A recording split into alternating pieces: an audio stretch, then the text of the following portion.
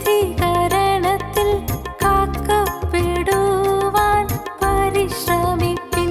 കറകളങ്കമിവ ഇല്ലാത്ത കാന്തയായി നാഥൻ കണ്ടിടുവാൻ നിങ്ങളെ കാലവും. നീതി സൽകീർത്തി പുകഴ്ചയും ധനം മാനം ഇവ നിനച്ചിടുവിൻ. നീതി സൽകീർത്തി പുകഴ്ചയും ധനം മാനം ഇവ നിനച്ചിടുവിൻ.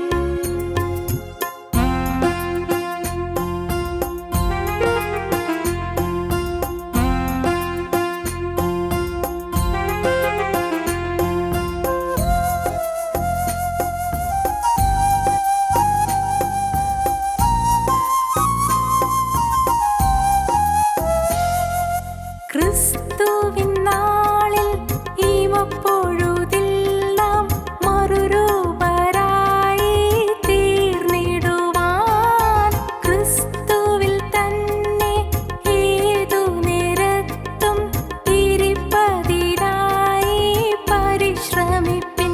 ദൈവം ദാനമായി തന്നിടുന്ന നീതിയിൽ എല്ലാം ഛേദമെന്നും കുപ്പയെന്നും എണ്ണിയും കർത്തൻ പാടുപെട്ടു മരിച്ചുയർത്ത പോലവേ സ്വന്ത ജീവിതത്തിൽ കണ്ടിടേണം പൂർണ്ണമായി.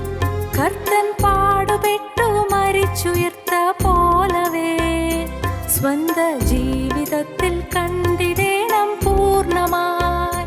യേശുരാജനിൻ വരവു സമീപമായി എന്ന് ഓർത്തിഹത്തിൽ പാർത്തിടുന്ന ശുദ്ധരേ, വേഗമുണർന്നു സ്വജീവിതം പരിപൂർണ വിശുദ്ധിയിൽ കാക്കുവിൻ. വേഗമുണർന്നു സ്വജീവിതം പരിപൂർണ വിശുദ്ധിയിൽ കാക്കുവിൻ. ഞങ്ങളും ക്രൂശിക്കപ്പെട്ട ക്രിസ്തുവിനെ പ്രസംഗിക്കുന്നു. ദൈവത്തിന് സ്തോത്രം. വാഗ്ദത്തം അനുഗ്രഹമാണ്. വാഗ്ദത്തം അബ്രഹാമിന് അനുഗ്രഹം ലഭിച്ചു, ഇസ്ഹാക്കിന് അനുഗ്രഹത്തിൻ്റെ വാഗ്ദത്തം ലഭിച്ചു, യാക്കോവിന് അനുഗ്രഹത്തിൻ്റെ വാഗ്ദത്തം ലഭിച്ചു, യാക്കോവിൽ നിന്ന് യൗസേഫിനും അനുഗ്രഹത്തിൻ്റെ വാഗ്ദത്തം ലഭിച്ചു. എന്താണ് വാഗ്ദത്തം? ഉൽപ്പത്തി പുസ്തകം 49 അധ്യായം 24 വാക്യം വായിക്കാം. അവന്റെ വില്ല് ഉറപ്പോടെ നിന്നു. യാക്കോ പറയുകയാണ്, യൗസേപ്പിൻ്റെ വില്ല് ഉറപ്പോടുന്നു. ആരെല്ലാം എതിർത്തിട്ടും ആ വില്ലിന് കേടുപറ്റിയില്ല. അസ്ത്രവിദ്യയിൽ വളരെ ശക്തരും കരുത്തരുമായിരുന്നു എതിർത്ത് നോക്കി, യൗസേപ്പിന് കേടുവന്നില്ല. യാക്കോവിൻ്റെ വില്ല് ഉറപ്പോടെ നിന്നു. പിന്നെ അവന്റെ ഭുജം യാക്കോബിൻ വല്ലഭന്റെ കയ്യാൽ ബലപ്പെട്ടു. അവൻ്റെ ഭുജം ബലപ്പെട്ടു. നിന്റെ അപ്പൻ്റെ കയ്യാൽ, യാക്കോവിൻ വല്ലഭൻ്റെ കയ്യാൽ, നിത്യനായ ദൈവത്തിൻ്റെ കയ്യാൽ നിന്റെ വില്ല് ബലപ്പെട്ടു, നിന്റെ ഭുജം ബലപ്പെട്ടു. ഇസ്രായേലിന്റെ പാറയായ ഇടയന്റെ നാമത്താൽ തന്നെ. സ്തോത്രം. ഇസ്രായേലിൻ്റെ പാറയായ ഇടയൻ്റെ നാമത്താൽ തന്നെ.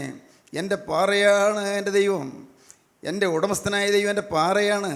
എൻ്റെ ഇസ്രായേലിൻ്റെ പാറയായ ജീവനുള്ള ദൈവത്തിൻ്റെ അത്ഭുതത്താൽ അവൻ്റെ കൈകൾ ബലപ്പെട്ടു. സ്തോത്രം.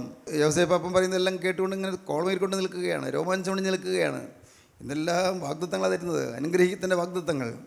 സ്തോത്രം. സ്നേഹിതരെ, നിങ്ങൾ തനിയായിരുന്നു പ്രാർത്ഥിക്കാൻ ചെല്ലുമ്പോൾ, നിങ്ങൾ തനിയായിരുന്നു പ്രാർത്ഥിക്കുമ്പോൾ വാഗ്ദത്തങ്ങൾ ലഭിക്കും. അപ്പോൾ നിങ്ങളറിയാതെ ചിലപ്പോൾ കരയും, കണ്ണുനീര് നിങ്ങളുടെ വേദപുസ്തകത്തിൽ താഴെ വീഴും, താളുകളിലെ കണ്ണീര് വീഴും. നിങ്ങളിരുന്ന് പ്രാർത്ഥിക്കുന്നിടത്ത് നിങ്ങൾ കണ്ണീര് വീഴും. അനുഗ്രഹത്തിൻ്റെ വാഗ്ദത്തങ്ങൾ വാങ്ങണം. സ്തോത്രം. ഇനി വായിക്കാം. പിന്നെ നിന്റെ പിതാവിന്റെ ദൈവത്താൽ അവൻ നിന്നെ സഹായിക്കും. ദൈവം നിന്നെ സഹായിക്കും. സർവശക്തനാൽ തന്നെ അവൻ മീതെ ആകാശത്തിന്റെ അനുഗ്രഹങ്ങളാലും. സ്തോത്രം. നിന്റെ പിതാവിൻ്റെ ദൈവത്താൽ, നിന്റെ സർവശക്തനായ ദൈവത്താൽ തന്നെ അവൻ നിന്നെ സന്ദർശിക്കും, സഹായിക്കും. അവൻ നിനക്ക് എല്ലാ അനുഗ്രഹങ്ങളും തരും. നിന്റെ പിതാവിൻ്റെ ദൈവം. എന്തൊരു വാക്കുകളുടെ പിന്നിലുള്ളതായ ശക്തി. നിന്റെ പിതാവിൻ്റെ ദൈവം പറയണം. നിങ്ങൾ പറയണം, എൻ്റെ അപ്പൻ്റെ ദൈവം, എൻ്റെ അപ്പൻ്റെ ദൈവം.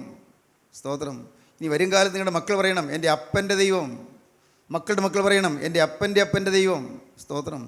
തലമുറകളിലേക്ക് അനുഗ്രഹം പകരുകയാണ്, തലമുറകൾക്ക് അനുഗ്രഹം കിട്ടുകയാണ്. ദൈവത്തിന് സ്തോത്രം. ഇതുമാത്രം അനുഗ്രഹങ്ങൾ യാക്കോബ് യോസേഫിന് കൊടുക്കുന്നത്. നിന്റെ പിതാവിൻ്റെ ദൈവത്താൽ ആ ദൈവം നിന്നെ സഹായിക്കും, മാത്രമല്ല സർവശക്തനാൽ തന്നെ ആ ദൈവം നിന്നെ അനുഗ്രഹിക്കും. അവൻ മീതെ ആകാശത്തിന്റെ അനുഗ്രഹങ്ങളാലും ആകാശത്തിൻ്റെ അനുഗ്രഹങ്ങൾ നിനക്ക് തരും. ഈ പ്രകൃതിയിലെ ആകാശത്തിൻ്റെ അനുഗ്രഹങ്ങൾ നിനക്ക് തരും. എല്ലാ അനുഗ്രഹങ്ങളും ആകാശത്തിൻ്റെ അനുഗ്രഹങ്ങൾ എന്തൊക്കെയുണ്ട്? മഴ വേണമോ മഴ തരും, നിനക്ക് മഞ്ഞ് വേണമോ മഞ്ഞ് തരും, വേനൽ വേണമോ വേനൽ തരും. എല്ലാം ആകാശത്തിൻ്റെ അനുഭവങ്ങളെല്ലാം നിനക്ക് തരും. പിന്നെ താഴെ കിടക്കുന്ന ആഴത്തിന്റെ അനുഗ്രഹങ്ങളാലും താഴെ കിടക്കുന്ന സമുദ്രത്തിൻ്റെ ആഴത്തിൻ്റെ അനുഗ്രഹങ്ങൾ നിനക്ക് തരും. ആഴത്തിൻ്റെ അനുഗ്രഹങ്ങൾ. ദൈവത്തിന് സ്തോത്രം. അന്ന് ഇത് പറഞ്ഞപ്പോൾ വരും കാലത്തെക്കുറിച്ചൊന്നും യാക്കോബ് അത്ര തന്നെ ചിന്തിച്ചില്ല. എന്നാൽ പിൽക്കാലത്ത് വേദപുസ്തകം പഠിച്ച ആളുകൾ വേദപുസ്തകം പഠിച്ചതിൻ്റെ അടിസ്ഥാനത്തിൽ ആഴത്തിൻ്റെ അനുഗ്രഹങ്ങൾ തേടി മണ്ണിൽ കുഴിച്ചു, ഊഷരമായ മരുപ്പറമ്പ് കുഴിച്ചു, ഉണങ്ങി വരേണ്ട മരുഭൂമി കുഴിച്ചു ചെന്നപ്പോൾ അങ്ങ് താഴെ ആഴത്തിൽ ഇതാ എണ്ണ കിട്ടുന്നു. ഗൾഫ് രാജ്യങ്ങളിൽ എണ്ണ കിട്ടുന്നതിന് കാരണം അതാണ്. പിന്നെയും ഉണ്ട്, വേദപുസ്തകങ്ങളിൽ തെളിവുകളുണ്ട്. ദൈവത്തിന് സ്തോത്രം. പ്രിയപ്പെട്ടവരെ, എണ്ണ ആഴത്തിൻ്റെ അനുഗ്രഹങ്ങൾ കിട്ടി. സമുദ്രത്തിൻ്റെ അനുഗ്രഹം മാത്രമല്ല, ആഴത്തിൻ്റെ അനുഗ്രഹങ്ങൾ. സമുദ്രത്തിലും ആഴത്തിലേക്ക് കുഴിച്ച് ചെന്നപ്പോൾ ആഴത്തിൻ്റെ അനുഗ്രഹങ്ങൾ ലഭിച്ചു. എണ്ണ ഇന്ന് അറബി നാടുകൾ സമ്പന്നമായത് എന്തുകൊണ്ടാണ്? ഉണങ്ങി വരേണ്ട അറബി നാടുകൾ സമ്പന്നമായത് എന്തുകൊണ്ട്? എണ്ണ അവർ ഖനനം ചെയ്തെടുത്തു. അതിന് കാരണം വേദപുസ്തകത്തിലെ ഈ വാക്യമാണ്. ഈ വാക്യം മാത്രമല്ല, വേറെ ചില വാക്യങ്ങൾ നമുക്ക് നോക്കാം. ആവർത്തന പുസ്തകം എടുക്കാം. ആവർത്തന പുസ്തകം 33:19.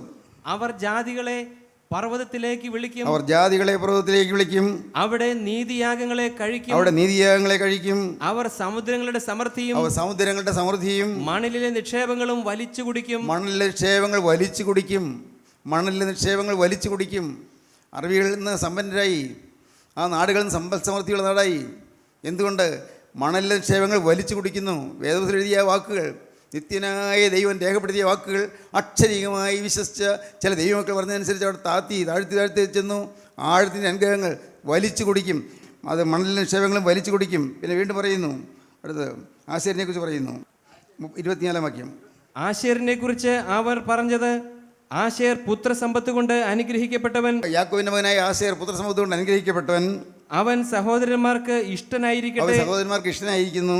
അവൻ കാൽ എണ്ണയിൽ മുക്കട്ടെ. സ്തോത്രം.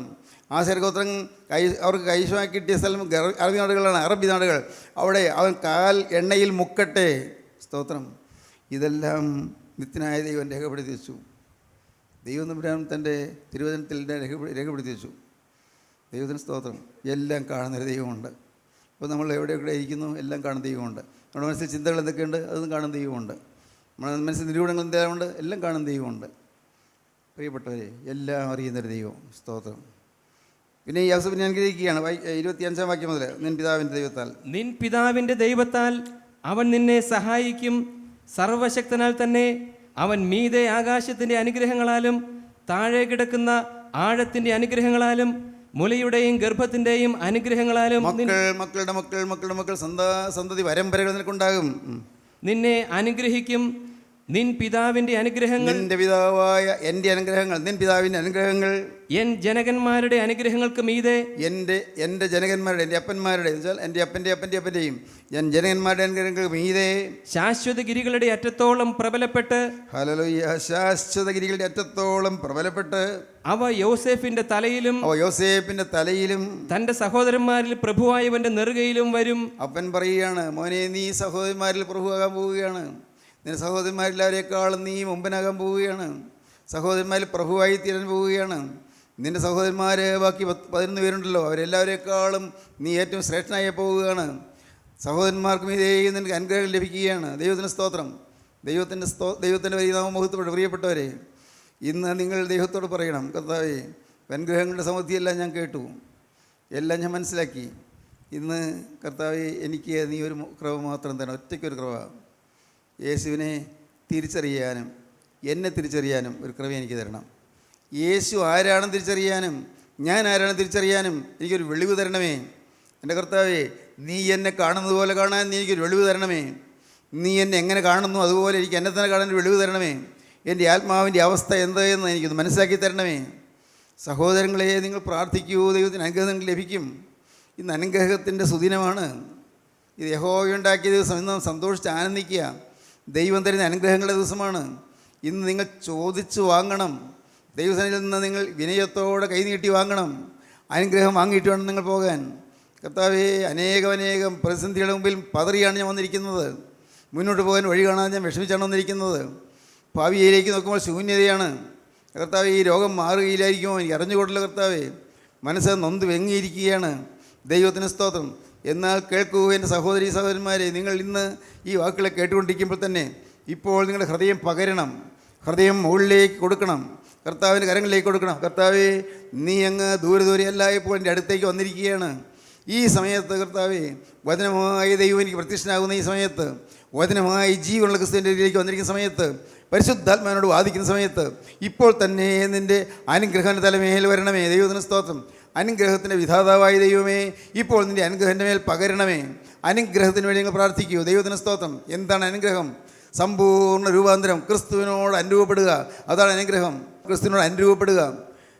ക്രിസ്തുവുമായി ഒന്നായിത്തീരുക. ക്രിസ്തുവും ഞാനും തമ്മിൽ ഒന്നായിത്തീരുക. ദൈവത്തിന് സ്തോത്രം. നിസ്സാരമല്ല നിങ്ങൾ ചോദിക്കുന്നത്, വലിയ കാര്യമാണ് ചോദിക്കുന്നത്. ദൈവത്തിന് സ്തോത്രം. ക്രിസ്തു ഞാനുമായി ഒന്നായി തീർന്നാൽ ക്രിസ്തു വന്ന പീഡകൾ എനിക്ക് കേൾക്കും. സംശയമില്ല, ഞാൻ പതറുകയില്ല. ക്രിസ്തു പതറിയില്ലല്ലോ. ക്രിസ്തുവിന് വന്ന എതിർപ്പുകൾ എനിക്കുണ്ടാകും. ഞാൻ പതറുകയില്ല. കർത്താവേ, എനിക്ക് മനസ്സിലാകുന്നത് ക്രൂശിൻ്റെ പാതയാണ്, ദുരിതത്തിൻ്റെ വഴിയാണ്, സകലരും വെറുക്കുന്ന വഴിയാണ്, പലരും ആക്ഷേപിക്കുന്ന വഴിയാണ്. ലോകത്തിൻ്റെ പ്രതാപത്തിൻ്റെ വഴിയല്ല. കർത്താവേ, ലോകത്തിൻ്റെ മഹിമയുടെ വഴിയല്ല, ലോകത്തിൻ്റെ ബഹുമാന്യത്തിൻ്റെ വഴിയല്ല. എല്ലാവരും എന്നെ പരിഹസിക്കും, എന്നെ അവമാനിക്കും. യേശുവിനെ നാമം വഹിച്ചുകൊണ്ട് ഞാൻ നിൽക്കുമ്പോൾ പലരും എന്നെ ക്രൂശിക്കാൻ വട്ടം കൂട്ടും. അന്ന് എൻ്റെ കരുണയുള്ള കർത്താവിനെ ക്രൂശിച്ചതുപോലെ സമൂഹം എന്നെ ക്രൂശിക്കും. എല്ലാവരും എന്നെ എതിർക്കും, എന്നെ വെറുക്കും. ദൈവത്തിന് സ്തോത്രം. എൻ്റെ നാമനിമിത്തം എല്ലാവരും നിങ്ങളെ പകയ്ക്കുമെന്നാണ് കർത്താവ് പറഞ്ഞത്. എൻ്റെ നാമനിമിത്തം എല്ലാവരും നിങ്ങളെ പകയ്ക്കും. പക്ഷേ പതറണ്ട മോനെ, നീ പതറണ്ട. മോളെ, നീ പതറണ്ട. എല്ലാവരും വെറുക്കുമ്പോഴും നിന്നെ സ്നേഹിക്കുന്നൊരു ദൈവമുണ്ട്, നിന്നെ കാണുന്നൊരു ദൈവമുണ്ട്, നിന്നെക്കുറിച്ച് ശുഭപ്രതീക്ഷയുള്ള ദൈവമുണ്ട്, നിൻ്റെ ഭാവി കണ്ടിരിക്കുന്ന ദൈവമുണ്ട്, നിനക്ക് ഉന്നതമായ ഭാവി തരാൻ കാത്തിരിക്കുന്ന ദൈവമുണ്ട്, സ്വർഗ്ഗ സോപാനങ്ങൾ നിനക്ക് വേണ്ടി തുറന്നു തരാൻ കാത്തിരിക്കുന്ന ദൈവമുണ്ട്. വൃഥാ നിങ്ങളെ ആശ്വസിപ്പിക്കുകയല്ല പ്രിയപ്പെട്ടവരെ. ഊഹാപോഹമല്ല ഈ പറയുന്നത്. സ്വർഗ്ഗത്തിലെ ദൈവം നിങ്ങൾക്ക് തരുന്ന അരുളപ്പാടുകളാണിത്. നിങ്ങൾ വിശ്വസിക്കുക മാത്രം ചെയ്യുക. കർത്താവേ, ഇന്ന് ഇത് കേട്ടുകൊണ്ടിരിക്കുമ്പോൾ തന്നെ നാഥ, യേശുവിനോട് അനുരൂപപ്പെടുവാൻ തക്കവണ്ണം, യേശുവിൻ്റെ സ്വഭാവം പ്രാപിക്കാൻ തക്കവണ്ണം എന്നെ നീ ഒന്ന് മരിക്കെടുക്കണമേ. കർത്താവേ, എന്നെ രൂപാന്തരപ്പെടുത്തിയെടുക്കണം. യേശുവിൻ്റെ സ്വഭാവം അതാണ് എനിക്ക് വേണ്ടത്, മറ്റൊന്നുമല്ല എനിക്ക് വേണ്ടത്. യേശുവിൻ്റെ ഭാവം എനിക്ക് വേണം. ക്രൂശ് വഹിച്ചുകൊണ്ട് ഗോകുൽത്തായിലേക്ക് നടന്നു നീങ്ങി യേശു. എൻ്റെ കർത്താവേ, ഞാൻ കാണുന്നു ആ കാഴ്ച. എൻ്റെ യേശുവേ, നീ കുരിശും പേറിക്കൊണ്ട് പോകുമ്പോൾ ഇടയ്ക്ക് നീ മുട്ടുപടക്കുന്നു, അപ്പോൾ ചാട്ടുപാറ പുറത്തു കൊള്ളുന്നു, വേദനിച്ച് പൊളഞ്ഞുകൊണ്ട് നീ കുരിശ് പിന്നെയും എടുക്കുന്നു. ദൈവത്തിന് സ്തോത്രം. ഒരു മനുഷ്യനെടുക്കാവുന്നതിൻ്റെ അപ്പുറം വലിയ ഘനമേറിയ ഒരു ചുമടാണ്, കുരിശാണ് യേശു ചുമന്നുകൊണ്ട് പോകുന്നത്. അവർക്ക് പടയാളികൾക്ക് രസമാണ്. യഹൂദന്മാർക്ക് ആർപ്പോടെ അട്ടഹാസിക്കുകയാണ്. തൂക്കുക, തൂക്കുക, തൂക്കുക. ദൈവത്തിന് സ്തോത്രം. എല്ലാവരും ആക്ഷേപിക്കുന്നു. നടു റോഡിൽ കൂടെ, യെരൂശലേമിൻ്റെ തെരുവിൽ കൂടി ഇത് ആ ഗോകുൽത്തായിലേക്ക് യേശു നടന്നു പോകുമ്പോൾ അപ്പോൾ എല്ലാവരും ആക്ഷേപിച്ചുകൊണ്ട് നിൽക്കുകയാണ്. തൂക്കുക എന്ന് പറഞ്ഞ് പരിഹസിക്കുന്നു. ദൈവത്തിന് സ്തോത്രം. ദൈവത്തിന് സ്തോത്രം. ഓരോരുത്തരും എന്തെല്ലാമാണ് പറയുന്നത്. നീ വലിയ അത്ഭുതങ്ങൾ പ്രവർത്തിച്ചാണല്ലേ, എവിടെ പോയി? ഇതിൻ്റെ കഴിവുകൾ എവിടെ പോയി? നീ ദൈവപുത്രനാണെന്ന് പറഞ്ഞില്ലേ, എവിടെ പോയി? ദൈവപുത്രനാണെങ്കിൽ ദൈവം നിന്നെ സഹായിക്കാത്തത് എന്താണ്? സ്തോത്രം. എല്ലാവരും പരിഹസിക്കുന്നു. സ്തോത്രം. യേശു ഒരു അക്ഷരവും മറുപടി പറയുന്നില്ല. വേദനിച്ച് പൊളഞ്ഞുകൊണ്ട് കുരിശും പേരി ഇങ്ങനെ പോവുകയാണ്. ഗോകുൽത്തായിലെ കുന്നു കയറിയൊക്കെ പോകുമ്പോൾ ദൈവത്തിന് സ്തോത്രം. ചിലപ്പോൾ ഇടറി വീഴുന്നുണ്ട്, ഭാരം സഹിക്കുക വീഴുന്നുണ്ട്. അപ്പോഴും ചാട്ടുവാർ പുറത്ത് കൊള്ളുന്നു. മാംസം ചീന്തി എടുത്തുകൊണ്ട് ചാട്ടുവാർ തിരികെ പോരുന്നു. ചൂണ്ടക്കൊളുത്തുള്ള ആണികളുണ്ട് ആ ചാട്ടുവാറിൽ. അങ്ങനെ മാംസം പിച്ച് ചീന്തി ഒഴുകുന്നു. അവിടെ ചോര ഇങ്ങനെ ഒഴുകുന്നു. ദൈവത്തിന് സ്തോത്രം. 33-ാമത്തെ വയസ്സിൽ കന്യയുള്ള കർത്താവ് ഈ യാതനകൾ ഏറ്റുകൊണ്ട് കുരിശും പേറി പോകുന്നു. സ്തോത്രം. കർത്താവേ, ഞാൻ ഇന്ന് സമർപ്പിക്കുന്നത് അതിനായിട്ടാണ്. Hallelujah, hallelujah, hallelujah. ഞാനിന്ന് സമർപ്പിക്കുന്നത് കർത്താവേ, കുരിശും പേറിപ്പോയവന് പിന്നാലെ പോകാനാണ്. സ്തോത്രം.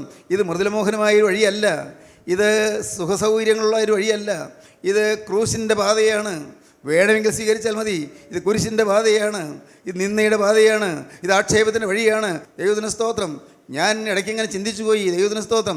അന്ന് കർത്താവേ, നീ കുരിശും പേറി പോകുമ്പോൾ കരഞ്ഞുകൊണ്ട് ചില സ്ത്രീകളൊക്കെ വരുന്നുണ്ടായിരുന്നല്ലോ. കന്യമാതാവ് ഉണ്ടായിരുന്നു, മർക്കോസിൻ്റെ അമ്മ മറിയാം ഉണ്ടായിരുന്നു, പലരും ഉണ്ടായിരുന്നല്ലോ. പിന്നെ കർത്താവേ, ശലോമയുണ്ടായിരുന്നു. പക്ഷേ കർത്താവേ, അന്ന് നീ 18 കൊല്ലമായി കൂറ് ബാധിച്ചൊരു സ്ത്രീക്ക് സൗഖ്യം കൊടുത്തിരുന്നല്ലോ, അവളെ കാണുന്നില്ലല്ലോ.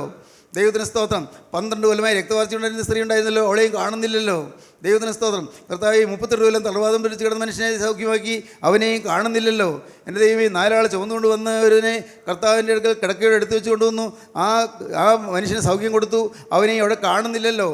ബേസയിലെ കുരുടരെ കർത്താവ് കാഴ്ച കൊടുത്തു, അവനെയും കാണുന്നില്ലല്ലോ.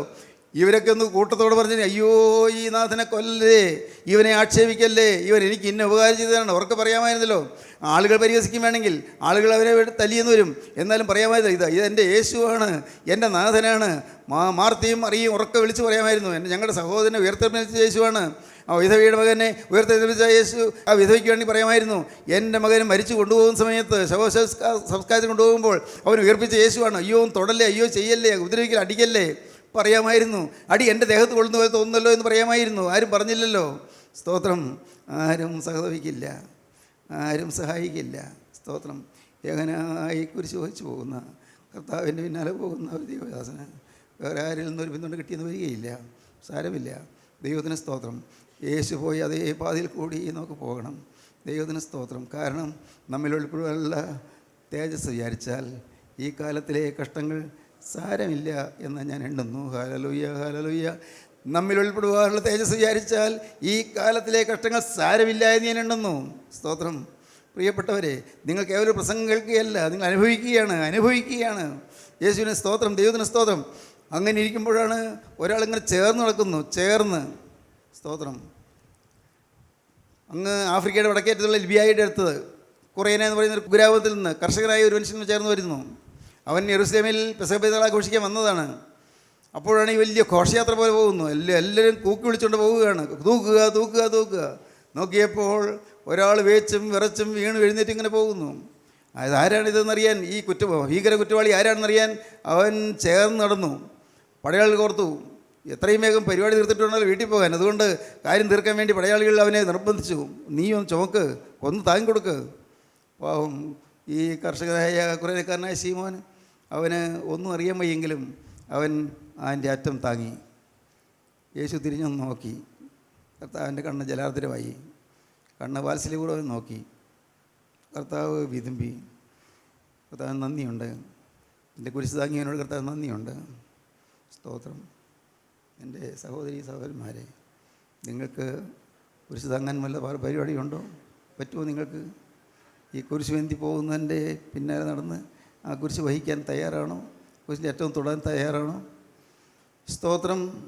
ആ കുരിശ് അവൻ എടുത്ത് മുന്നോട്ട് പോകുമ്പോഴുണ്ട് ആ കുരിശിൽ കൂടി കർത്താവിൻ്റെ ശരീരത്തിൽ നിന്നതായി രക്തം ഇങ്ങനെ ഒലിച്ചു വരുന്നു. ആ രക്തം അവൻ്റെ ശരീരത്തിൽ തൊട്ടപാടെ അവൻ അയ്യോ എന്തൊരത്ഭുതം, അവൻ്റെ വേദന പോയി, അവൻ്റെ ഭാരം പോയി, അവൻ്റെ വിഷമം പോയി. ഭാരമല്ല, കുരിശ് ഭാരമല്ലാതായി തീർന്നു. ആ തിരക്തം തൊട്ടപ്പോഴേക്കും എല്ലാം മാറി. ദൈവത്തിന് സ്തോത്രം. ഇന്നെ അവൻ എന്തൊരു ഭാഗ്യം എനിക്ക് കിട്ടിയെന്നാണ് ഇപ്പോൾ ഓർക്കുന്നത്. ആ കുരിശും പേറി പോകുമ്പോൾ, യേശുക്രിസ്തുവിനെ പോകുമ്പോൾ അവൻ രോമാഞ്ചമണിഞ്ഞുകൊണ്ടാണ് പോകുന്നത്. അവൻ്റെ ഉള്ള് സന്തോഷം കൊണ്ട് വികസിച്ചാണ് പോകുന്നത്. കാരണം ഒരത്ഭുതം നടന്നിരിക്കുന്ന അവൻ്റെ ജീവിതത്തിൽ ക്രിസ്തുവിൻ്റെ രക്തം നേരെ വന്ന് തൊട്ടു. സ്തോത്രം. എൻ്റെ കർത്താവിൻ്റെ വലിയ നാമം ഇന്ന് ഇത് കേൾക്കുമ്പോൾ നിങ്ങൾക്ക് പറയാൻ പറ്റുമോ, കർത്താവേ ആ തിരക്തം ഒരു തുള്ളി എൻ്റെ മേൽ തൊട്ടാൽ മതി, പ്രശ്നം തീരും. ആ തിരക്തം ഒരു തുള്ളി തൊട്ടാൽ മതി, എൻ്റെ യാതനകൾ തീരും. ആ തിരക്തം ഒരു തുള്ളി തൊട്ടാൽ മതി, എൻ്റെ മനോഭാരങ്ങളെല്ലാം മാറും. കർത്താവേ ആ തിരക്തം ഒരു തുള്ളി തൊട്ടാൽ മതി, എൻ്റെ പാപങ്ങളെല്ലാം മാറും, എൻ്റെ ശാപങ്ങളെല്ലാം മാറും. എനിക്കറിയാം കർത്താവേ, ഞാൻ വിശ്വസിക്കുന്നു. കർത്താവേ, നൂറ്റാണ്ടുകൾക്ക് മുൻപ് കുറേക്കാരനായ ശീമോൻ യേശുവിൻ്റെ കുരിശിൻ്റെ അറ്റം താങ്ങി. ശീമോൻ പുളകിതഗാത്രനായി, അവൻ രോമാഞ്ചമണിഞ്ഞവനായി തീർന്നു. അവൻ ഉള്ളിൽ സ്നേഹവും സന്തോഷവും നിറഞ്ഞിട്ട് അവൻ പിന്നെ കുരിശ് കൊണ്ട് പോകുന്നത് അവന് സന്തോഷമായി മാറി. അങ്ങ് ഗോകുൽത്തായുടെ മുകളിലെത്തി. ദൈവത്തിന് സ്തോത്രം. അവൻ ആ ക്രൂശിതനാകാൻ പോകുന്ന ക്രിസ്തുവിൻ്റെ മുഖത്തേക്ക് തന്നെ നോക്കിക്കൊണ്ട് നിന്നു. ദൈവത്തിന് സ്തോത്രം. അവനൊരു തീരുമാനമെടുത്തു, ഞാൻ ഇങ്ങോട്ട് പോകുന്നതുപോലല്ല ഇനി ഞാൻ കുറേനയിലേക്ക് മടങ്ങിപ്പോകുന്നത്. ഞാൻ ആഫ്രിക്കയുടെ വടക്കേറ്റത്തുള്ള ലിബിയയിലേക്ക്, ഞാൻ എൻ്റെ സ്വന്തം നാട്ടിലേക്ക് പോകുന്നത് ഇനി ഒരു പുതിയ മനുഷ്യനായിട്ടാണ്. കാരണം എൻ്റെ ജീവിതത്തിൽ ഒരിക്കലും സാധിക്കാത്ത ഒരു കാര്യം സാധിച്ചിരിക്കുന്നു. നിത്യരക്ഷകൻ്റെ കുരിശ് താങ്ങാനുള്ള ഭാഗ്യം എനിക്ക് കിട്ടിയിരിക്കുന്നു. സ്നേഹിതരെ, ചോദിക്കട്ടെ, ഈ കുരിശ് താങ്ങാൻ നിങ്ങൾക്ക് ആർക്കെങ്കിലും മനസ്സുണ്ടോ? യേശുവിൻ്റെ കുരിശ് താങ്ങാൻ. ദൈവത്തിന് സ്തോത്രം. കുരിശും പേറിപ്പോകുന്ന യേശുവിൻ്റെ പിന്നാലെ നടക്കാൻ താല്പര്യമുണ്ടോ? ദൈവത്തിന് സ്തോത്രം. കർത്താവിൻ്റെ വലിയ നാമം മഹത്വപ്പെടട്ടെ. യേശു രൂപപ്പെടാൻ നിങ്ങൾക്ക് താല്പര്യമുണ്ടെങ്കിൽ യേശു തൻ്റെ കുരിശ് താങ്ങുന്നവരെ യേശു കരുണയോടെ നോക്കും. തലമുറകൾ കഴിഞ്ഞു. കുറേ കാരണം ശീമോൻ്റെ പേര് വിശ്രുതമാണ്. വെറും പാവപ്പെട്ടൊരു കർഷകൻ്റെ പേര് വിശ്രുതമാണ്. പാവപ്പെട്ടൊരു കർഷകൻ, സാധുവായ മനുഷ്യൻ, വയലിൽ നിന്ന് വരുന്നവനാണ്. വയലിൽ പണിയെടുത്ത് കഷ്ടപ്പെടുന്നവൻ. അവൻ്റെ ഭാര്യ അനുഗ്രഹിക്കപ്പെട്ടു. അപ്പോസ്തലനായ പൗലോസ് പറയുന്നു, എനിക്കും അമ്മയാണ് അവൻ്റെ ഭാര്യ എന്ന്. അപ്പോസ്തലനായ പൗലോസ് പറയുന്നു, എൻ്റെ കർത്താവിൽ പ്രിയപ്പെട്ടവർ, ചോസൻ ബൈ ദ ലോർഡ്, ദൈവത്താൽ തിരഞ്ഞെടുക്കപ്പെട്ടവർ, കർത്താവിൽ പ്രസിദ്ധരായവർ, അലക്സാണ്ടർ രൂഫോസും കർത്താവിൽ പ്രസിദ്ധരായി തീർന്നു. എൻ്റെ മക്കൾ കർത്താവിൽ പ്രസിദ്ധരായി തീർന്നു. അവരും പറയുന്നു, ഞാൻ കർത്താവിൽ പ്രസിദ്ധനാകാൻ കാരണം എൻ്റെ അപ്പൻ കുരിശ് താങ്ങിയതാണ്.